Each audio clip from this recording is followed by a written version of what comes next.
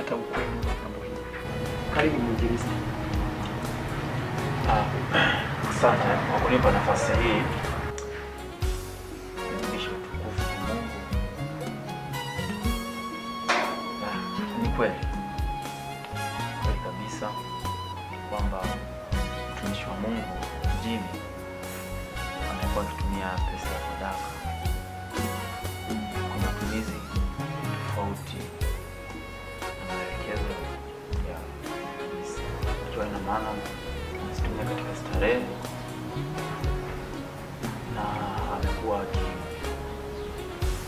akiendadi kwenye majumba ya starehe, anatumia pesa tu ambazo kubwa kabisa. Lingine ni kwamba yeye amechukua jukumu la kujifundisha ndoa pasipo idhini au taratibu za kanisa. Mtumishi Joseph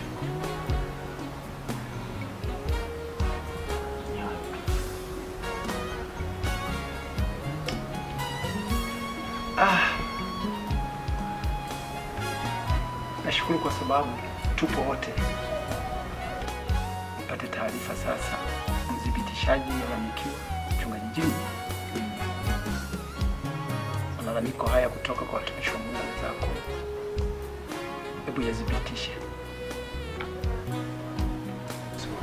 Mchungaji Jimmy, kijana wangu, hebu dhibitisha malalamiko haya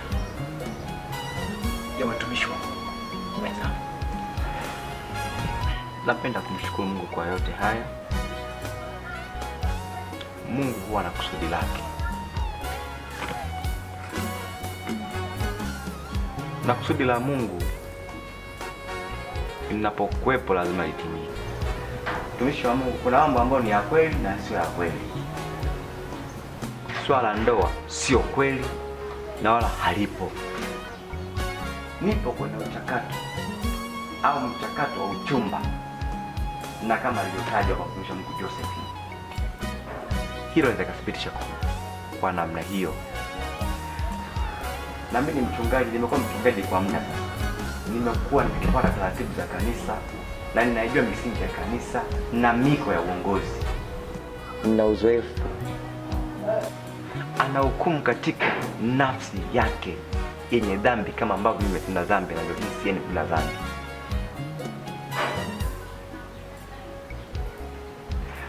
Anamtaja mtumishi wa Mungu Josephine kama nimefunga naye ndoa. Nimekuwa mchungaji wa muda mrefu, ni mzoefu, nikifuata utaratibu zote na miko na misingi ya kanisa. Nilikuwa na kila sababu ya kushirikisha uongozi wa kanisa ili kufuata misingi ya ndoa. Sijafanya hivyo wala hakuna ndoa ambayo imefungwa. Hizi huenda ni choki za mtu mmoja ndani ya kanisa ili kuchafua sifa ya kiongozi. Hili la sadaka, ninakiri kuwa nilichukua sadaka na mtumishi wa Mungu alishuhudia, lakini sio kwa maana aliyosema yeye kwa habari ya kufunga ndoa au kutumia kwa habari ya starehe. Pesa nilichukua. Hivyo kikao hiki nakiomba msamaha sana. Ombeni mnisamehe mzee wa kanisa, bishopu na kiongozi mwenzangu wa kanisa. Ningeomba mnisamehe sana kwa hilo. Na nataka radhi sana, naomba msamaha kwa hilo. Mimi pia najichia kwa maamuzi ambayo nilifanya pasipo kutumia hekima ya Mungu.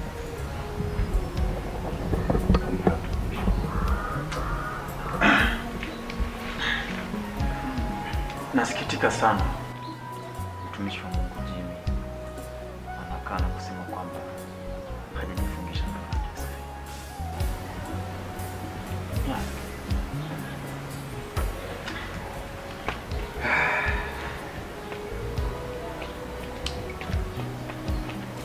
Kuna mambo mengine nasikitisha kwa sehemu, lakini ngoja tunaye na mzee wa kanisa ambaye ndio alipokea taarifa za kwanza ndio akazileta kwangu. Nafikiri mzee wa kanisa umekuwa mtumishi wa Mungu wa kanisa hili, mzoefu wa miaka mingi, na na kujua na kuamini. Nilipopata taarifa hizi ndio maana nikasafiri nije, kwa sababu najua wewe ni mtumishi wa Mungu, tena wa kiwango aliyetukuka. Ijapo jina ni mzee wa kanisa, lakini kiwango chako ni cha juu sana. Hebu nisikie matamko ya kwako, hata yakiwa machache tu, kuyadhibitisha haya ili nijiridhishe kwako, sababu moyo wangu unakuamini sana. Umekuwa mtumishi wa Mungu mwaminifu kila nijapo tunakutana na wewe. Ninakuamini sana. Nategemea maneno mengine kutoka kwako. Karibu sana. Labda mimi kwanza nianze kusema ninashukuru kwa fursa hii ulinipatia, nami ya kuweza kunena japo mawili matatu. Kwa kweli sitakuwa na mengi ya kuzungumza kuhusiana na taarifa hii ambayo nilipata kutoka kwa mtumishi Pius. Nadhani iliponifikia mimi mwenyewe nilistaajabu sana na sikuweza kuwa na uhakika moja kwa moja, na ndio maana nikalileta kwako ili tuweze kulizungumzia na tuweze kupata ukweli. Yaani kwa sababu mtumishi Jimmy ameweza kukiri, hususan hii taarifa ya kuiba sadaka za kanisa. Kwa kweli nimesikitika sana. Moyo wangu umejaa huzuni sana, nikijiuliza hasa kwamba ni sababu zipi zilizoweza kumpelekea mchungaji paka akaweza kuingiwa na pepo mbaya kama huyo. Kwa nini aliingiwa na tamaa ya kuweza kuchukua sadaka zinazotolewa na waumini kwa ajili ya kanisa? Kwa kweli sijapata jibu sahihi, na moyoni mwangu nimesalia kuwa na huzuni sana isiyo kifani. Labda tu naomba nishie hapo kweli. Labda wewe kama wewe ndio unaweza kuona utaratibu mzuri, na ndio maana tukakuleta mbele yako.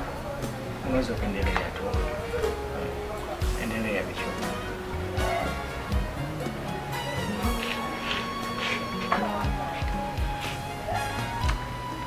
Bwana Yesu asifiwe sana. Amen. Kwanza ninawashukuru kwa pande zote mbili, na pia nimshukuru sana mchungaji Jimmy kuwa mwazi juu ya hili ambalo ndio kubwa zaidi kuliko yote.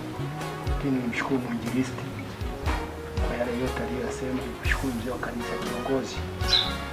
Lakini kwa muda huu sitakuwa na neno la kutamka zaidi ya kukiahirisha kikao mpaka pale labda kitakapoitishwa baadaye. Kwa maana hiyo nikifunge kikao kwa kumshukuru Mungu.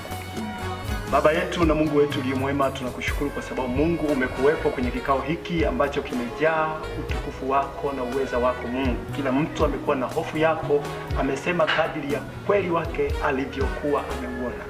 Asante Roho Mtakatifu kwa sababu umehusika kwa asilimia kubwa. Pokea sifa na utukufu, na wape nguvu na wape moyo wa kuendelea kusonga mbele kwa hatua zingine zinazofuata, katika jina la Yesu. Amen.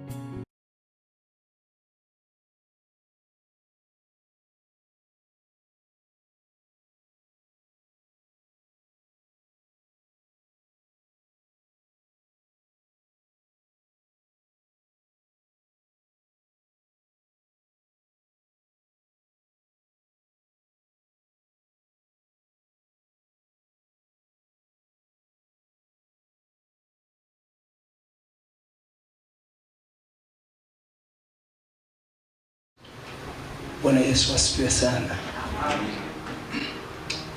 Na wasalimu katika jina la Yesu. Nina sababu ya kumshukuru Mungu kwa sababu amenisafirisha, ametufikisha salama katika kanisa hili la International EAGT. Tunashukuru pia kwa maombi yenu, Mungu ametufanikisha kufika. Bwana Yesu asifiwe. Lakini safari hii hatujaja au sijaja kama awamu ya kwanza.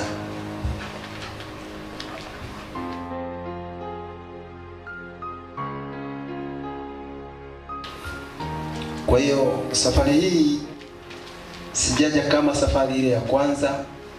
Mara ya kwanza nilikuja peke yangu kama askofu, lakini safari hii nimefuatana na katibu wa jimbo. Kwa tuko hapa kwa masuala muhimu. Na kwa maana hiyo basi nimesimama hapa mbele yenu kwa jukumu moja tu. Najua kila inapotokea mambo inabidi tuyaweke vizuri ili kazi ya Mungu ipate kusonga mbele. Mwanadamu ana madhaifu yake. Mwanadamu hajakamilika. Tunaweza tukamdhibitisha mwanzo,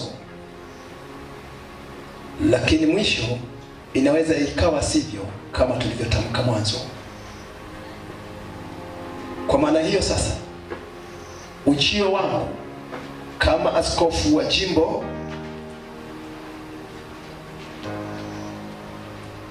tumekuja kwa matatizo ambayo yapo hapa kanisani.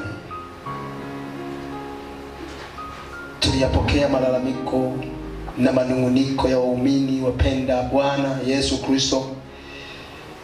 Tulipoyafuatilia sana tukaona ni ya kweli. Ninapoongea hivi kuna wengine tayari wanaweza kuanza kuhisi nini kinatokea. Bwana Yesu asifiwe sana. Ndugu zangu wapendwa katika Bwana,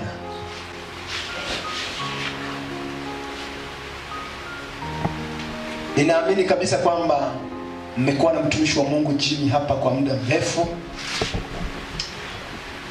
na amekuwa baraka katika mioyo yenu. Ila baraza kuu au halmashauri ya jimbo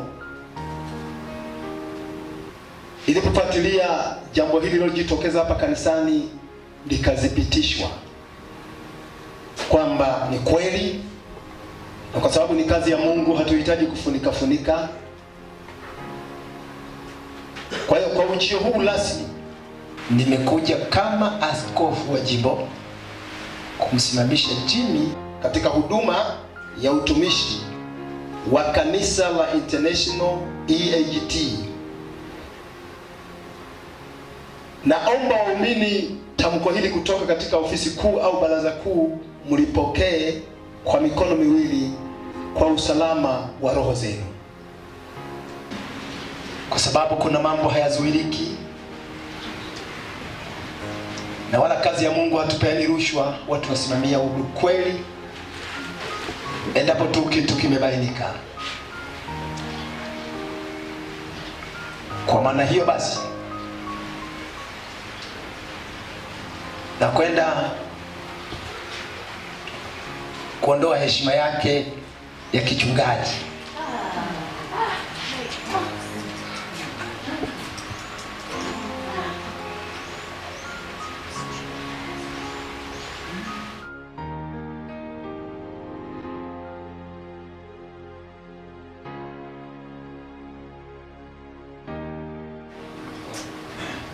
Lakini bado kuna kitambulisho cha dini yetu cha International EAGT na kiomba.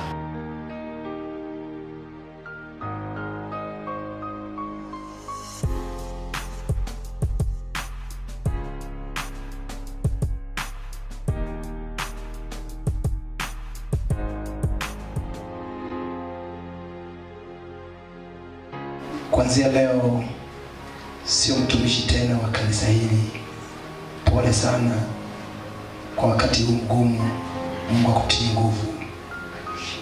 Amen. Mungu abariki, na msikie tu kwamba haya yanapojitokeza huwa hayawezi kuvumilika. Mungu wa mbingu na nchi awabariki sana, na Mungu wa mbingu na nchi awalinde. Kufikia hapo nitakuwa nimefikisha mwisho. Kuanzia leo Jimmy sio mchungaji wa kanisa hili. na wala hahitaji kufanya ushirika wowote wa kanisa hili. Sikieni amani. Mungu atawatetea. Mungu abariki. Kwa machache, naamini ujumbe huu mtaupokea kwa mikono miwili kabisa. Mungu azidi kuwabariki katika kipindi hiki, wakati tunajiandaa kumleta mchungaji mwingine kwa ajili ya huduma mahali hapa. Una neno la kuzungumza? Haya, karibu.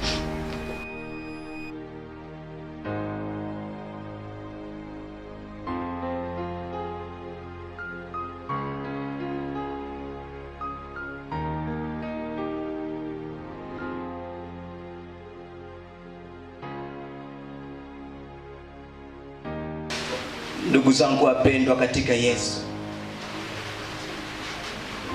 napenda kuwashukuru kwa sababu tumetenda kazi ya Bwana tukishirikiana, lakini pia haya yalotokea, tumshukuru Mungu pia. Sina mengi ya kusema zaidi ya kuwashukuru. Asanteni sana na Mungu awabariki. Amen.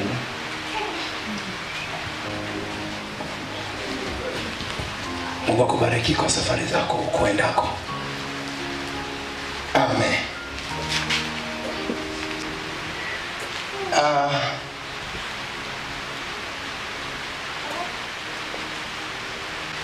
Ndugu zangu wapendwa katika Bwana, mambo haya yanapotokea huwa yanaumiza sana mioyo yetu, lakini hatuna budi kuyapokea kama yalivyokuja.